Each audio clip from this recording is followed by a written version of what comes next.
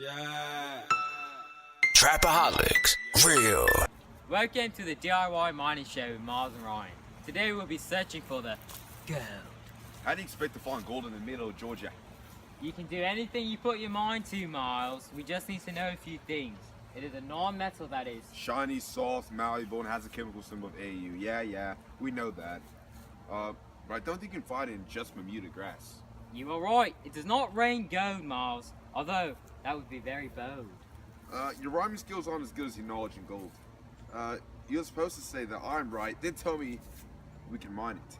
Hey, I do know that is a very good conductor of electricity and heat. It also has a melting point of 1064.18 degrees Celsius. That'd be too much for you to know. Whatever. Let's just go show the viewers how to find some gold. On our way over, let's talk about some of the uses of gold.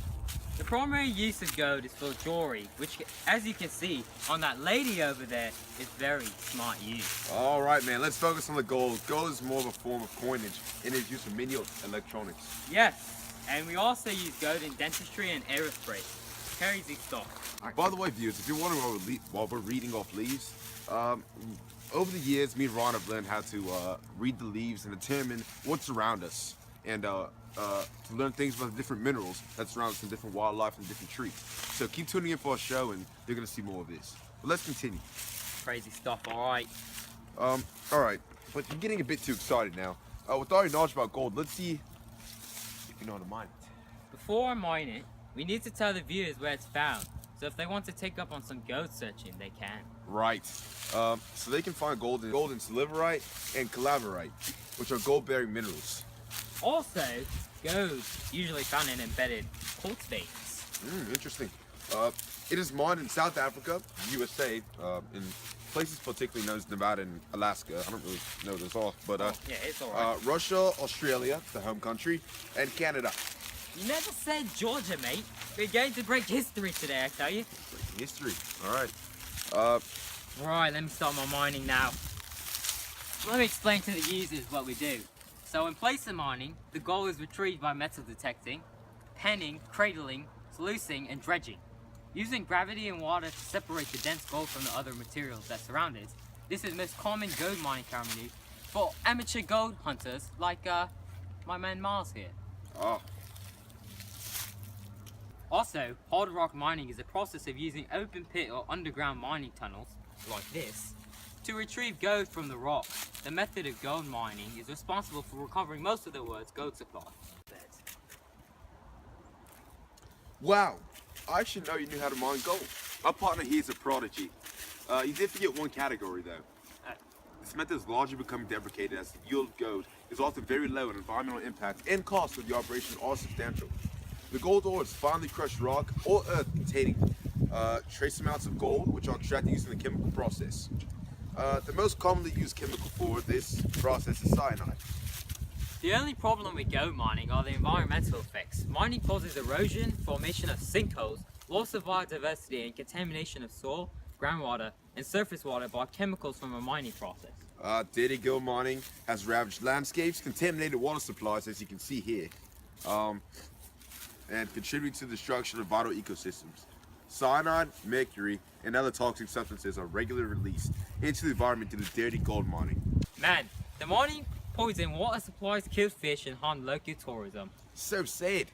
Luckily, we didn't find any gold or people that would have blamed us for hurting the environment. Right, which brings us into our last topic. The importance of biodiversity. Correct. One of the most vital parts of maintaining the natural world, and there are numerous reasons why this is such an important factor. Well, let's keep cooking, mate. Incredible. Well, for starters, biodiversity is a variety of life in the world or in a particular habitat or ecosystem. Without it, many ecosystems would die off, which is why it is important to preserve the world's biodiversity. Yes.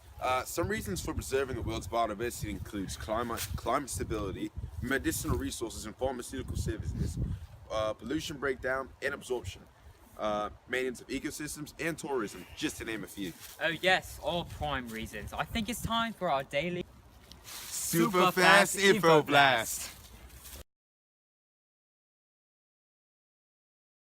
Where we shred down some quick facts that could change your life forever and will likely be the highlight of your life. Let's get it poppin', mate. Maintaining biodiversity is important to maintain climate stability. Without maintaining climate stability, the landscape of an ecosystem will change drastically. Examples of its importance is maintaining the size of ecosystems so natural resources can be found in a particular areas. Weather patterns maintained so the same methods can be used to access the mines, maintaining landscape patterns so that more resources don't have to be used to develop more or new equipment for mining. Interesting. Maintaining seasons so that the best times can be decided on. And lastly, maintaining migration pattern of animals so mining can occur in relation to their patterns of movement. Oh man, these leaves are chock full of information. Well, now on to the next one. What you said there is insane, mate. So biodiversity also provides soil with numerous medicinal resources and pharmaceutical services. Examples of this reason include high production rates of vital medicines. Hey mate, Hey mate! welcome to our show. Back down. Live viewer, here we have, live viewer. Insane. Biodiversity provides the world with numerous medicinal resources and pharmaceutical services. Examples of this reason include high production rates of vital medicines, development of new medicines or vaccines, greater studies on certain diseases and their sources, finding out about these diseases can prevent epidemics and pandemics, and finally, it controls populations of developing countries who, with better education, can develop better ways of mining and protect natural resources along with maintaining biodiversity. Wow, Myles, great facts. Another reason involving the importance of maintaining biodiversity that can lead to the absorption and removal of pollution. Examples include an increased abundance of trees that absorb more carbon dioxide, which allows for more mining. This absorption can prevent acid rain and keeps rivers clean. Awesome. If there is no acid rain or polluted rivers, more plant and animal populations can grow and flourish. The lack of population can maintain weather and landscape patterns. And finally, it can prevent ecosystems from falling apart quickly, which allows for longer and more consistent mining periods. That's mind-blowing. Hey, Maintaining biodiversity is important for maintenance of ecosystems. Examples include an increase in animal and plant populations that play the same roles or provide vital resources to the ecosystem.